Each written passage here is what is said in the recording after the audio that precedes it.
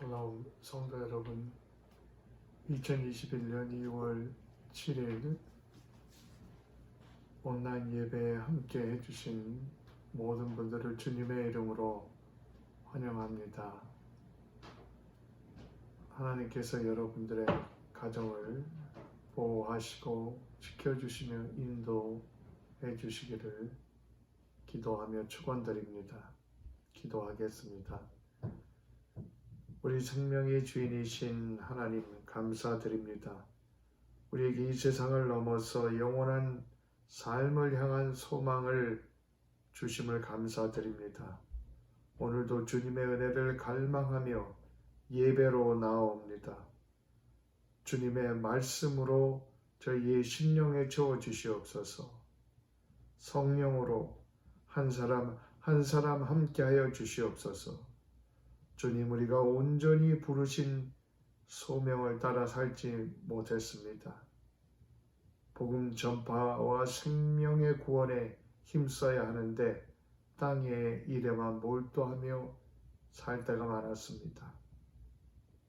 하나님 나라를 위해 힘써야 하는데 게을렀습니다. 주님, 저희의 눈을 열어 주시옵소서. 믿음과 능력을 더하여 주시옵소서.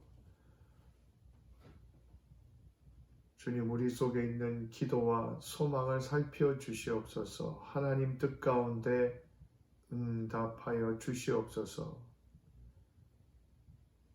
주님, 이 땅의 팬데믹이 속히 가라앉도록 간섭하여 주시옵소서.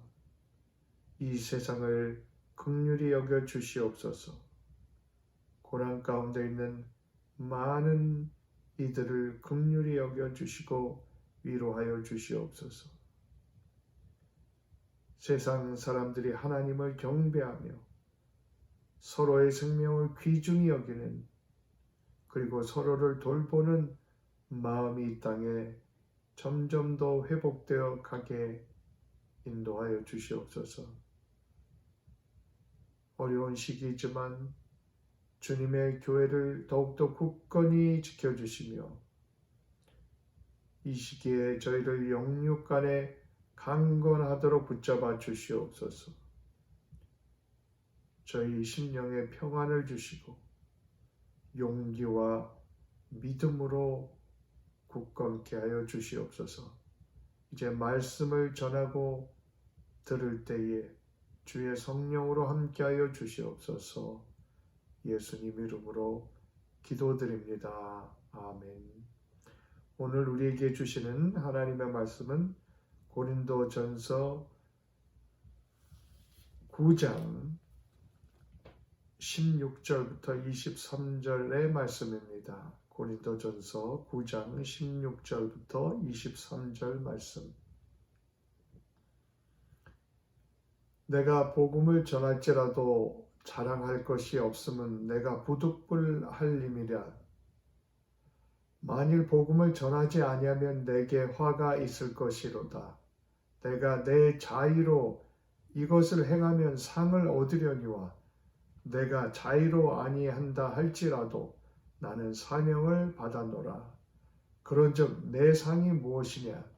내가 복음을 전할 때에 값없이 전하고 복음으로 말미암아 내게 있는 권리를 다 쓰지 아니하는 이것이로다.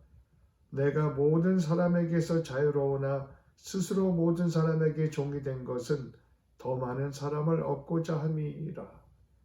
유대인들에게 내가 유대인과 같이 된 것은 유대인을 얻고자 함이요 율법 아래 있는 자들에게 내가 율법 아래 있지 아니하나 율법 아래에 있는 자같이 된 것은 율법 아래 있는 자들을 얻고자 함이요 율법 없는 자에게는 내가 하나님께는 율법 없는 자가 아니요 도리어 그리스도의 율법 아래에 있는 자이나 율법 없는 자와 같이 된 것은 율법 없는 자들을 얻고자 함이라. 약한 자들에게 내가 약한 자와 같이 된 것은 약한 자들을 얻고자 함이요 내가 여러 사람에게 여러 모습이 된 것은 아무쪼록 몇 사람이라도 구원하고자 함이니 내가 복음을 위하여 모든 것을 행함은 복음에 참여하고자 함이라.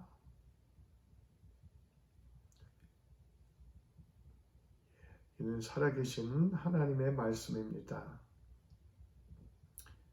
예전에 어느 교회에서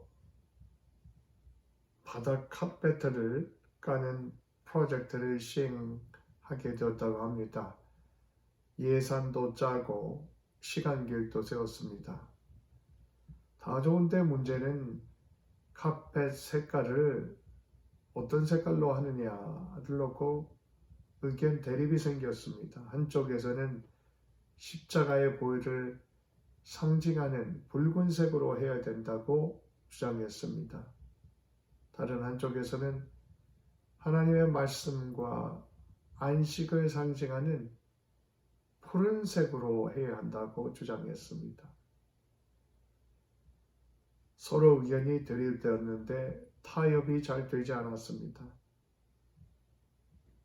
그런데 그 카펫 까는 일로 인해서 서로 기분이 상하고 교인들 가운데 분열이 생기기 시작했습니다. 그 와중에 교인들은 줄기 시작했고 그 교회는 멋지게 카펫 깔아보자 논의하다 점점 쇠퇴하는 교회가 되었다고 합니다. 참 황당한 것 같지만 사실 요즘 시대에도 많은 교회들이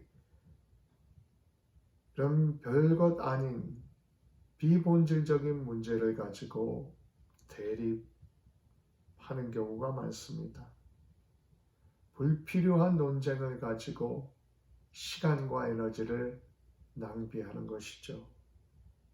그러다 보면 은혜는 식어집니다. 교인들은 시험에 들고 교회는 쇠퇴해 갑니다. 본문에 나오는 고린도 교회도 분열과 논쟁 가운데 혼란을 겪고 있었습니다. 교회의 최우선의 사명이 무엇입니까?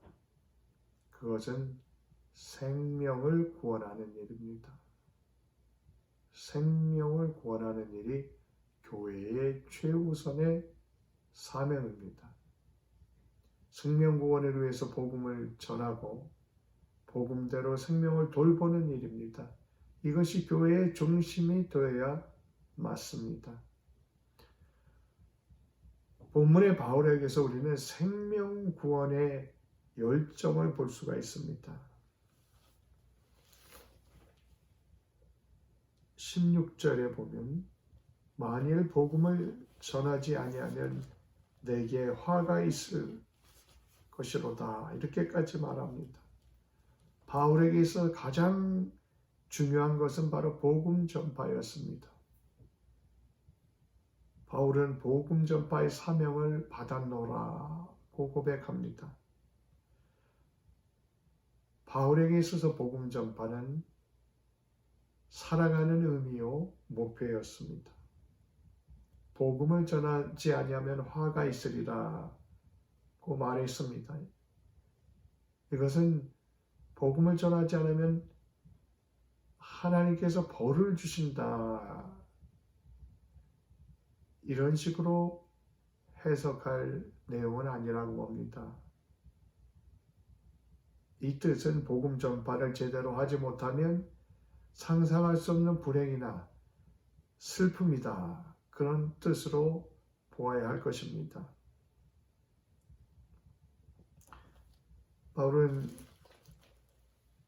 23절에 보면 내가 복음을 위하여 모든 것을 행하면 복음에 참여하고자 합니다.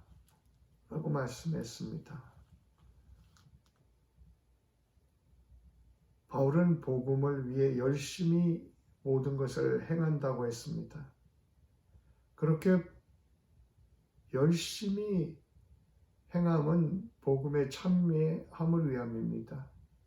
복음에 참여한다는 말씀은 영원 구원 그리고 복음의 축복을 누리는 것을 말합니다. 우리 최우선의 관심, 최우선의 사명이 바로 복음으로 인한 영원 구원,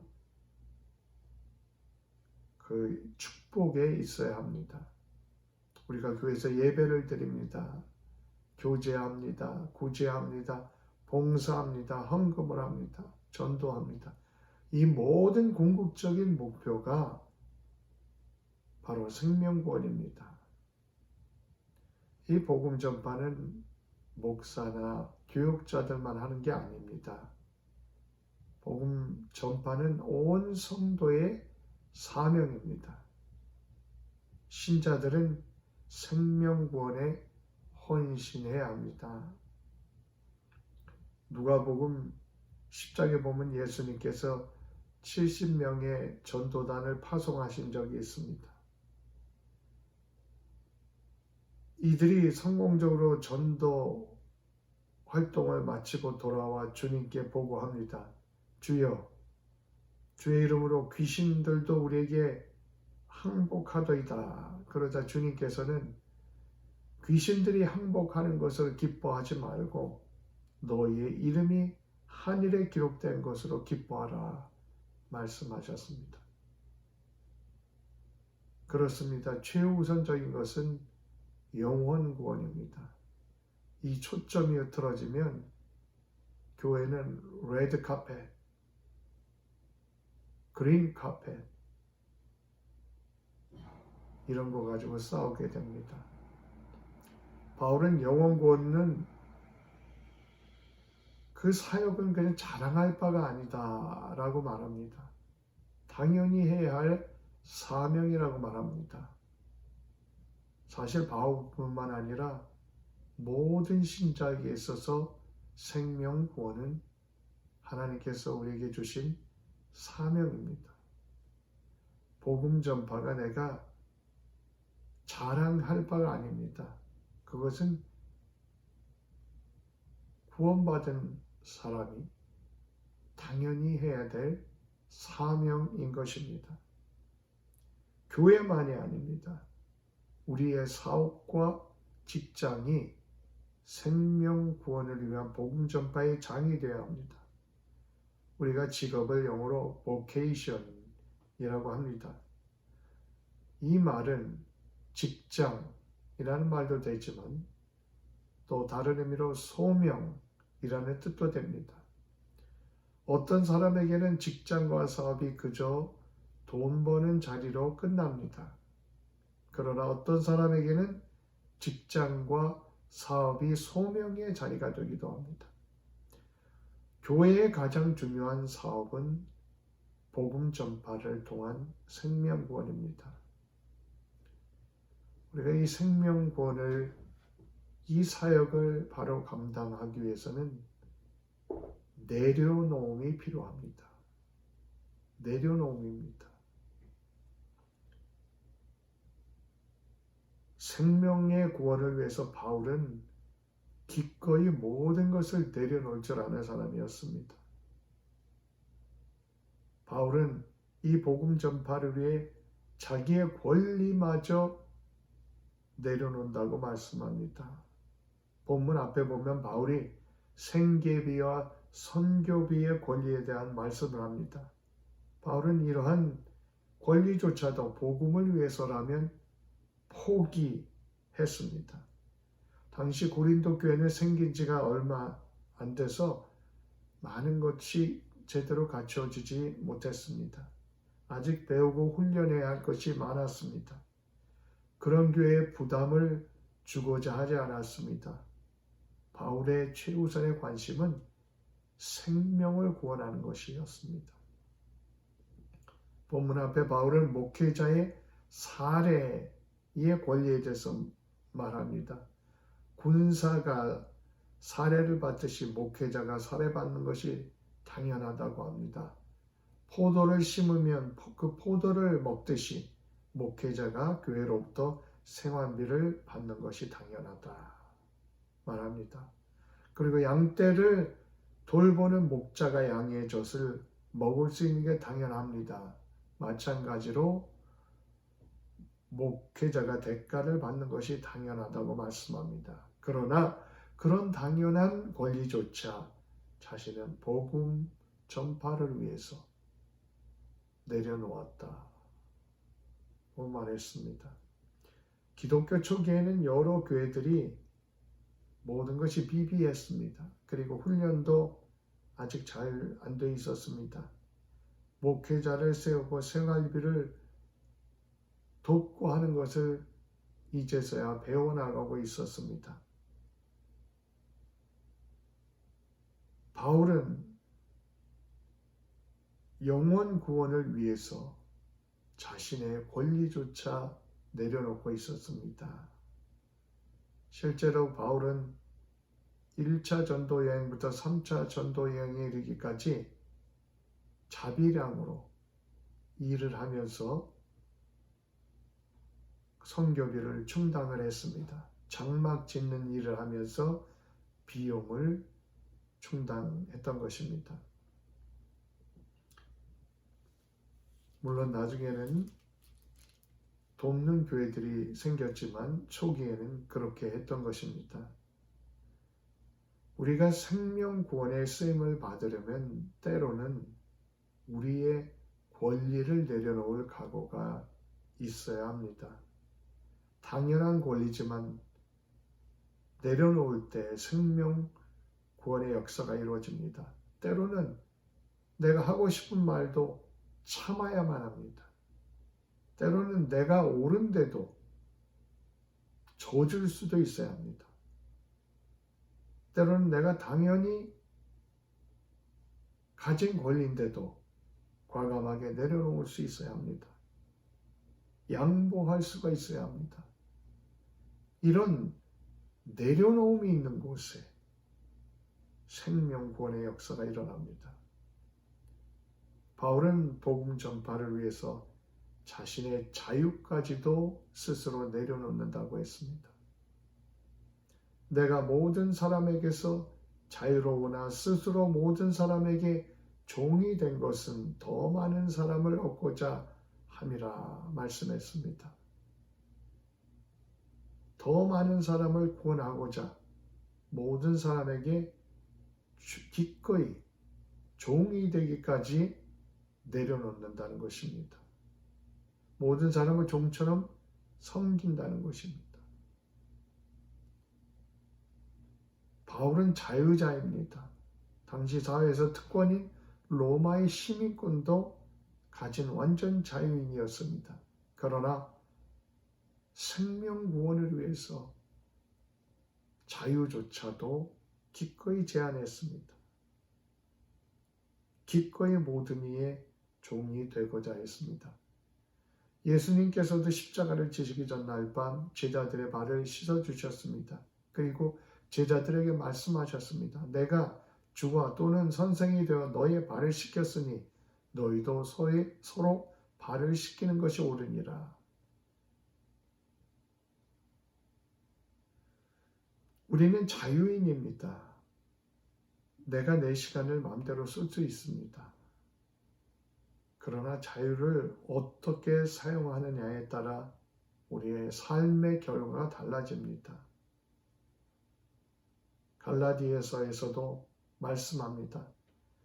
형제들아, 너희가 자유를 위하여 부르심을 입었으나 그러나 그 자유로 육체의 기회를 삼지 말고 오직 사랑으로 서로 종노릇하라 말씀합니다. 우리는 그리스도 안에서 자유 얻은 자유인입니다. 사회적으로도 자유인입니다. 그러나 복음을 위해서라면 기꺼이 종처럼 섬길 수 있는 자세가 있어야 한다는 것을 말씀해 주고 있습니다. 우리의 자유를 내려놓고 기꺼이 사랑으로 종노릇하는 곳에 생명 구원의 역사가 일어납니다. 마태복음 10장에도 예수님께서 말씀하셨습니다. 너희 중에 누구든지 크고자 하느냐? 그는 너희를 섬기는 자가 되고 너희 중에 누구든지 으뜸이 되고 하는 자. 그 사람은 모든 사람의 종이 되어야 하리라. 인자에 온 것은 섬김을 받으려 함이 아니라 도리어 섬기려 하고 자기의 목숨을 많은 사람들의 대성물로 주려 함이라 말씀하셨습니다.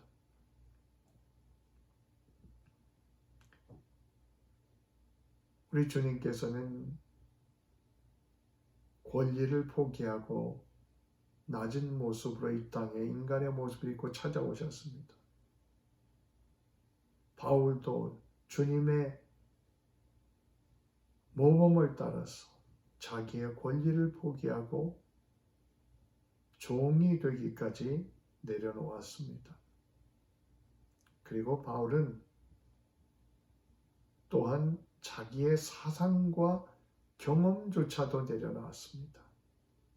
자기의 사상과 경험조차 내려놓았습니다. 오늘 본문 말씀에 유대인들에게 내가 유대인과 같이 된 것은 유대인들을 얻고자 하며 율법 아래 있는 자들에게 내가 율법 아래 있지 아니하나 율법 아래 있는 자 같이 된 것은 율법 아래 있는 자들을 얻고자 하니요 말씀합니다. 언젠가 맥다널에 아침을 먹으러 갔는데 옆자리에 아침 일찍부터 몇 명의 남자들이 한참 열심히 이야기를 나누고 있었습니다. 그들이 정치 이야기를 나누고 있었습니다. 내가 옳다, 네가 옳다 주고받고 있었습니다. 사실 토론이나 대화에서도 많은 사람들이 이기려고 대화하는 사람들이 있습니다. 자기가 진다고 생각하면 못 참는 사람들이 있습니다. 사실 아무것도 아닌데 무조건 이기려 하는 그 심성은 인간의 교만한 마음입니다. 바울은 어릴 적부터 뛰어난 유대인 교육을 받은 사람입니다. 가말리엘 문화에서 바리새인의 교육을 받은 사람입니다. 그리고 신앙적으로도 많은 체험을 했습니다. 그러니 그 속에 얼마나 깊은 사상이 있고 얼마나 많은 경험이 있었습니까? 그러나 바울은 자신의 그 깊은 사상과 경험을 가지고 다른 사람들을 압도하려고 하지 않았습니다. 오히려 반대로 다른 사람에게 맞춰주고 다른 사람에게 져주었습니다. 그 이유는 단 한 가지입니다. 생명을 구원하기 위해서인 것입니다. 생명을 구원하기 위해서라면 자기의 사상과 경험조차도 내려놓고 상대방에 맞춰주고 질 줄 아는 마음을 가지고 있었습니다. 오늘 본문에 내가 여러 사람에게 여러 모습이 된 것은 아무쪼록 몇 사람이라도 구원하고자 함이니라고 말씀합니다.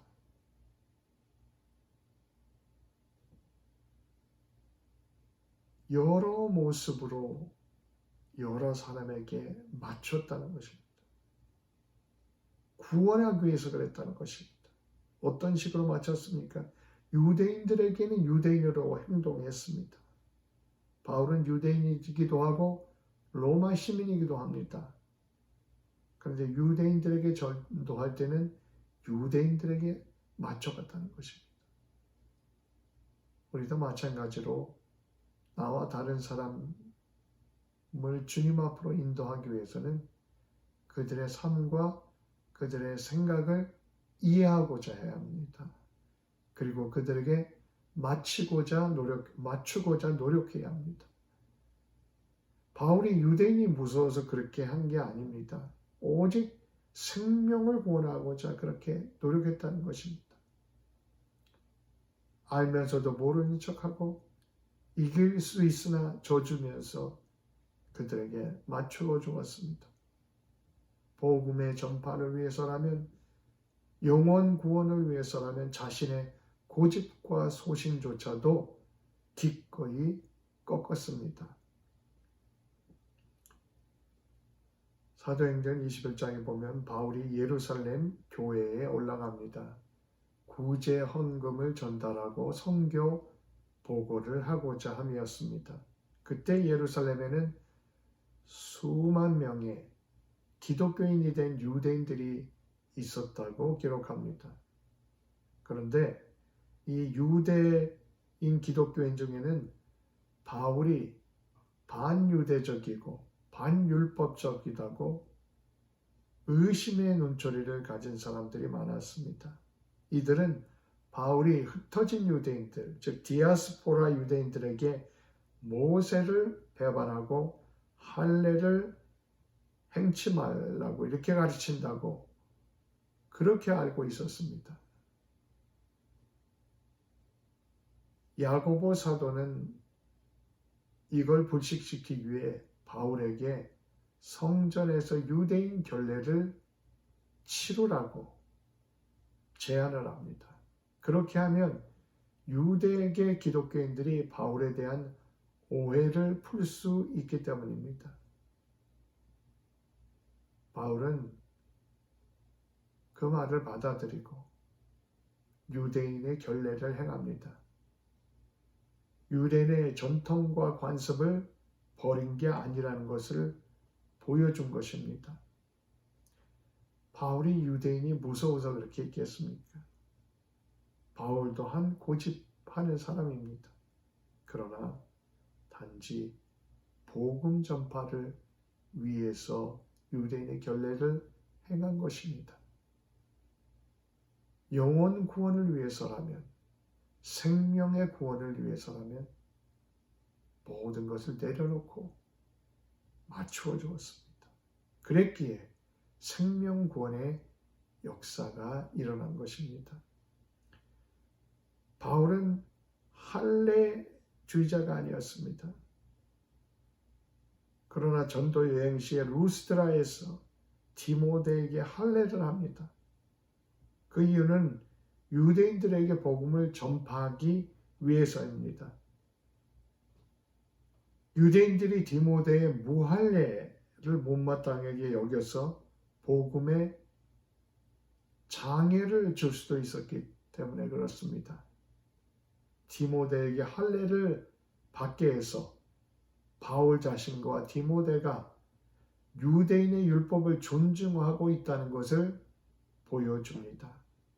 한 사람이라도 더 구원하고자 그렇게 했던 것입니다. 율법 문제도 그렇습니다. 바울 자신은 율법 아래 있지 않다고 분명히 말합니다. 그럼에도 불구하고 율법 아래 있는 자 같이 됐다고 했습니다. 그 이유는 단 한 가지, 율법 아래 있는 사람, 그 사람들을 구원하고자 하는 생명 구원의 목적 때문이었던 것입니다. 동족 유대인을 한 사람이라도 더 구원하고자 바울은 율법 아래 있는 사람에게 갈 때는 율법 아래 있는 사람처럼 맞춰 주었습니다. 바울은 또 율법 없는 자들, 이방인을 말하죠.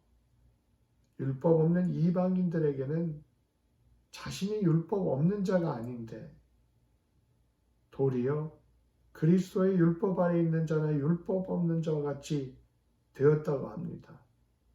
그것은 율법 없는 자들을 얻고자 함이라고 말씀합니다. 이방인을 얻고자 하기 위해서 바울은 자신이 무할례자인 것처럼 행했습니다.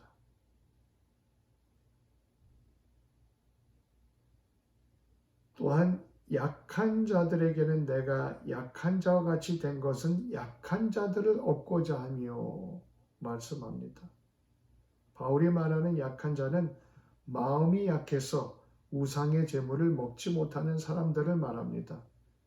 오늘의 본문인 이 고린도 전서의 배경인 고린도 교회는 고린도라는 도시에 위치했습니다. 고린도 교회는 사도 바울이 1년 반을 머물면서 세운 교회입니다. 바울이 살던 당시에 고린도는 타락하고 음행이 넘치고 그리고 우상 숭배로 유명한 도시였습니다. 이런 사회적 분위기가 교회에도 영향을 주고 있었습니다. 그래서 고린도 교회 내에도 이 음행, 분열, 우상 숭배는 커다란 문제였습니다. 고린도전서 8장부터 10장까지는 바울이 우상에게 드려진 제물에 관한 문제에 대해서 말씀합니다. 고린도는 극심한 우상 숭배의 중심지였습니다. 그래서 우상에게 드려진 제물을 먹는 문제로 교회가 갈등이 생겼습니다.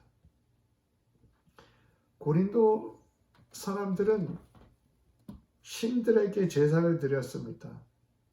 개인적으로 제사를 드리기도 하고 또 공적으로 제사를 드리기도 했습니다. 개인적 제사를 드릴 때 짐승을 세 부분으로 나누었습니다. 상징적인 부분은 제단에서 태워졌습니다. 그리고 한 부분은 제사장에게 띄워주고 또 행정장관에게도 또 한 부분을 띄워주고 나머지는 제사하는 사람이 가졌습니다. 그때 제사 드리는 사람은 그 고기를 가지고 집에 와서 잔치를 베풀었습니다. 때로는 그 고기를 가지고 신전에서 잔치를 베풀기도 했습니다. 그때는 가난해서 고기를 먹기 힘든 사람들이 많았습니다. 이 가난한 사람들은 이 잔치 때가 고기를 얻어먹을 수 있는 때였습니다. 이렇게 신전 제사가 고린도인들의 일상이었습니다. 게다가 고린도 사람들은 악령이나 악귀를 무서워했습니다. 그리고 악귀나 악령이 음식에 붙어서 사람 속으로 들어간다고 이렇게 생각을 했습니다.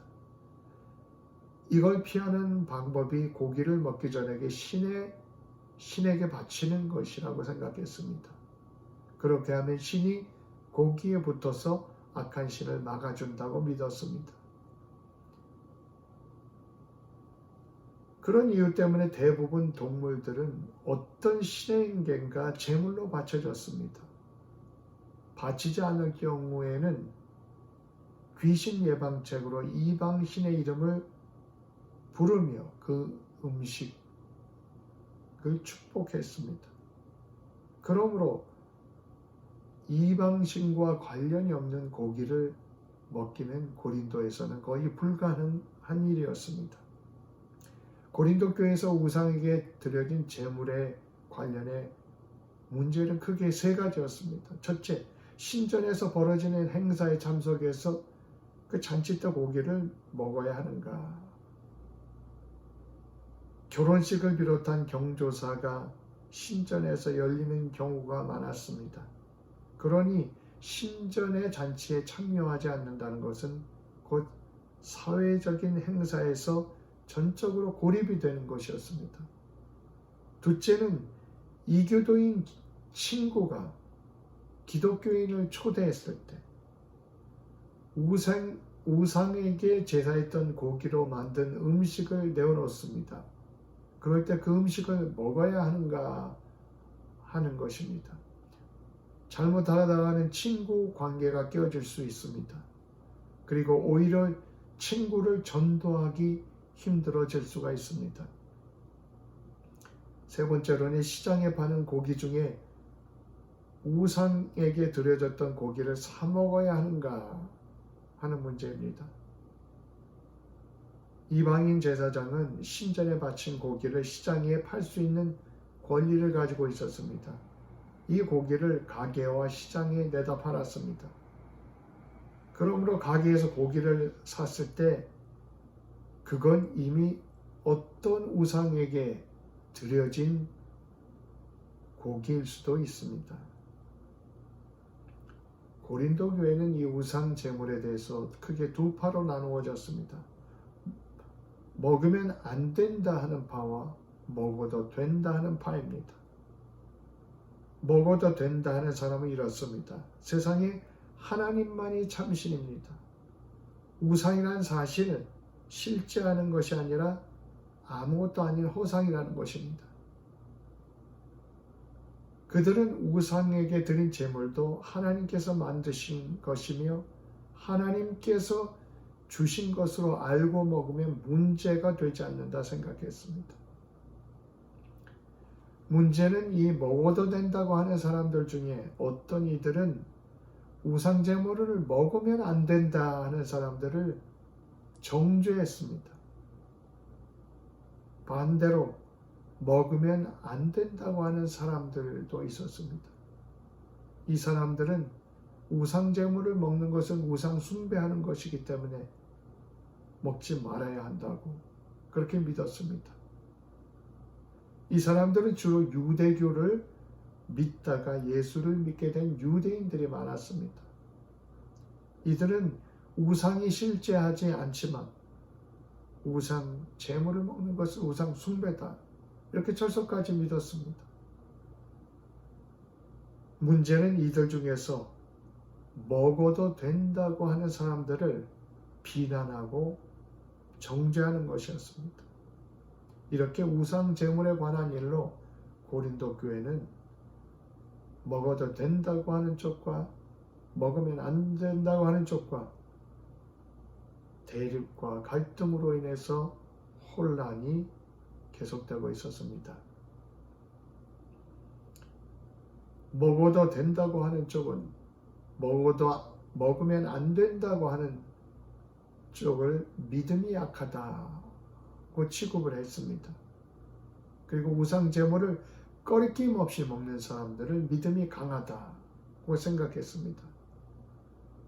어떤 사람들은 자신의 믿음을 과시하기 위해서 일부러 믿음이 약해서 우상 제물을 먹지 않는 사람들 앞에서 보란듯이 먹었습니다.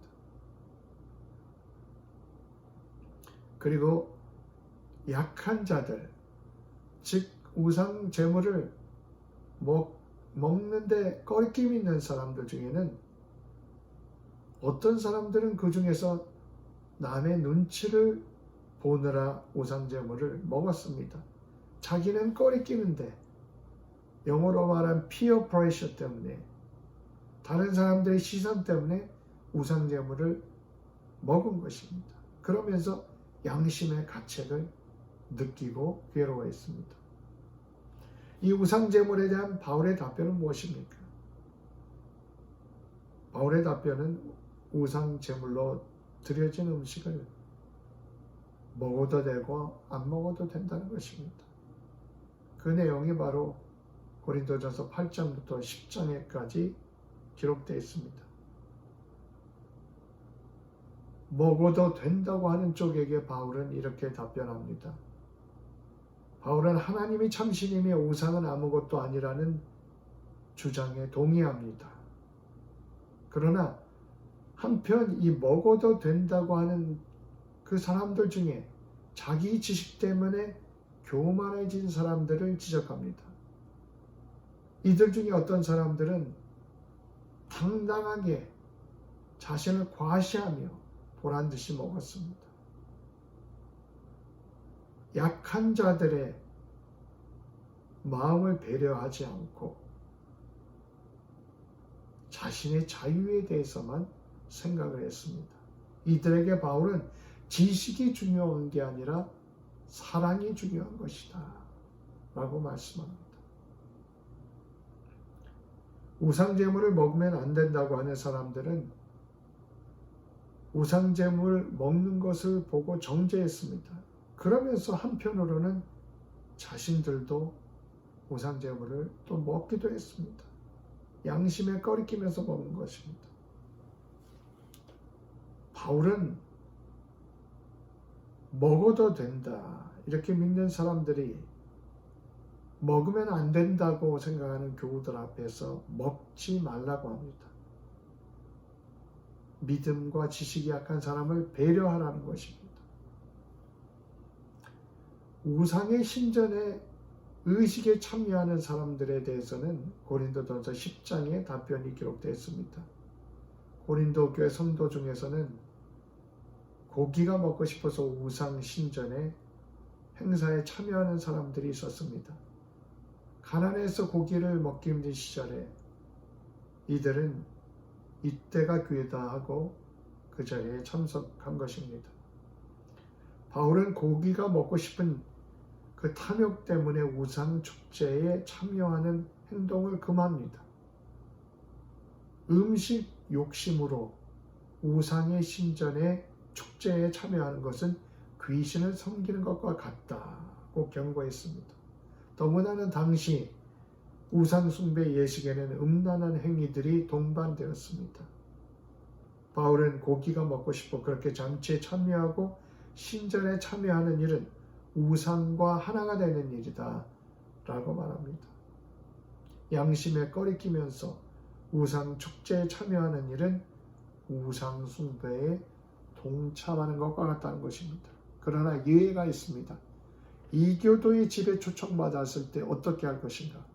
바울은 그때는 양심을 위에 묻지 말고 먹으라고 합니다.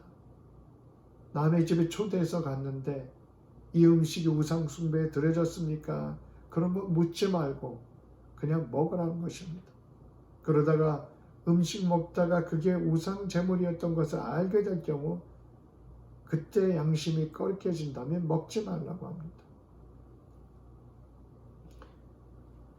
시장에서 파는 고기도 그렇습니다. 바울은 시장 고기를 묻지도 말고 사다 먹으라는 것입니다. 당시 시장 고기는 대부분 우상 제물로 드려졌던 고기였습니다. 그러나 그걸 일일이 확인할 수 없었습니다. 그리고 시장 고기까지 먹지 않게 되면 기독교인들이 거의 고기를 못 먹게 됩니다. 바울은 그러니 신앙 양심을 위해 묻지 말고 사 먹으라고 합니다. 바울은 우상제물 먹는 문제 가지고 무엇보다 서로 정죄하지 말라고 합니다. 정죄는 그리스도께 죄를 짓는 것이라고 합니다. 그리고 사랑에 따라서 행하라고 합니다. 고린도 교회는 믿음이 약한 자들, 즉 우상 제물을 먹으면 안 된다고 생각하는 사람들이 다수를 차지했습니다. 이들은 괜찮아 하면서 자유롭다 하면서 과시하듯이 먹는 사람들 때문에 상처를 받았습니다. 시험에 들었습니다. 바울도 형제들에게 상처가 된다면 제물을 먹지 않겠다라고 말합니다. 그러한 자유조차도 내려놓겠다는 것입니다. 바울은 믿음도 중요하고 양심도 중요하고 지식도 중요하지만 무엇보다 사랑이 중요하다고 말씀합니다. 바울의 최우선의 관심은 영혼 구원이었습니다. 하나님의 최우선의 관심은 영혼 구원입니다. 우리는 자신의 사상, 견해도 영혼의 구원을 위해서 내려놓을 수 있어야 합니다. 바울은 누구보다 강력한 소신을 가진 사람입니다. 오죽하면 예수 만나기 전 율법과 유대교에 대한 소신 때문에 예수 믿는 사람들을 박해하던 사람입니다. 굳이 예수 믿는 사람 잡으려고 대제사장에게 공문을 신청해가지고 다메섹까지 잡으러 간 그런 열정을 가진 사람이었습니다. 그렇게 고집과 소신이 있는 사람이 영혼 구원을 위해서는, 주님을 위해서는 과감하게 자신의 모든 것을 내려놓았습니다. 우리가 요즘 코로나로 인해 대면 예배냐 비대면 예배냐 논쟁도 비슷합니다. 어떤 사람들은 안전을 위해 비대면 예배를 계속해야 한다고 합니다. 어떤 이들은 비대면 예배하면 예배 보는 것 같지 않으니 대면 예배를 반드시 해야 한다고 주장합니다. 어떤 이들은 무조건 교회로 모이는 게 신앙이라고 말합니다. 법적으로도 인원 제한에 대한 클리어한 기준은 쉽지 않습니다. 방역 당국도 처음 겪는 일이기 때문에 가이드라인이 일관되지 않은 게 사실입니다. 그러나 중요한 것은 나가 아니라 이 문제에 있어서 다른 이에게 그리고 지역 공동체에게 무엇이 유익한가 하는 것이 판단의 초점이 되어야 합니다. 좀 가이드라인이 못마땅해도 지역 주민들이 불안해한다면 기꺼이 비대면을 하는 게 맞습니다. 그래야 그들도 믿는 사람들이 우리를 이렇게 배려해 주는구나 하고 나중에 교회에 나올 수가 있습니다. 그러나 요즘은 예수 믿는 사람들이 코로나 확산의 주범처럼 비난을 받고 있는 안타까운 현실입니다. 교회를 존경하기보다는 코로나 확산의 근원지로 보고 점점 꺼려합니다. 교회는 생명의 구원을 위해 부름을 받았습니다. 신자는 생명의 부름을 위해서 구원을 위해서 부름을 받았습니다. 이 부름을 위해서 우리는 기꺼이 우리의 권리와 우리의 자유와 우리의 사상과 경험조차도 과감하게 내려놓을 수 있어야만 합니다. 그렇게 내려놓을 때 생명 구원의 역사가 일어나기 때문입니다. 기꺼이 나에게 상대방을 맞추려고 하지 말고 생명 구원을 위해서 바울처럼 여러 모습으로 맞추어 줄 수 있어야 합니다. 오늘 우리는 생명 구원을 위해서 무엇을 내려놓고 있습니까? 우리는 무엇을 내려놓아야 하겠습니까? 내려놓는 곳에 생명 구원의 역사가 있습니다. 기도하겠습니다. 주님, 우리는 때로 중요한 것이 무엇인지 잊고 살아갑니다. 그리고 중요하지 않은 것에 몰두해 시간과 에너지를 낭비하며 살아갈 때가 많습니다. 주님, 더 이상 저희들이 그와 같이 귀중한 삶의 시간과 에너지를 헛된 곳에 낭비하지 않게 하여 주시옵소서. 무엇보다도 영원 구원에 초점을 맞춘 우리의 삶이 되게 하여 주시옵소서. 이 세상에 없어질 것에 몰두하지 않고 영원한 구원의 소망을 두고 살아가는 지혜로운 사람들이 되게 하여 주시옵소서. 우리는 주님께서 맡겨주신 생명 구원을 위해 온전히 힘쓰지 못했습니다. 내려놓아야 하는데 내려놓지 못할 때가 많았습니다. 때로는 져주는 것이 좋은데 이기고자만 했습니다.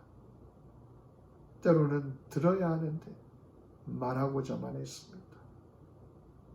내 권리를 먼저 주장하고 내 자유만을 주장했습니다. 남에게 맞추기보다는 나에게만 맞추려고 했습니다. 주님, 이제 바울처럼 우리 주님처럼 복음을 위해 내려놓고 사랑의 종이 될 수 있는 그러한 깊은 믿음을 갖게 하여 주시옵소서. 그리하여 이 땅에서 많은 생명 구원의 열매를 맺는 우리들 되도록 사용하여 주시옵소서. 예수님 이름으로 기도드립니다. 아멘. 지금은 우리 주 예수 그리스도의 은혜와 성부 하나님의 무한하신 사랑과 성령의 교통하심이 마켓스퀘어 장로교의 모든 교우들 위해 또 온라인으로 함께 예배드리는 모든 분들 위해 영원토록 함께 계시기를 축원드립니다.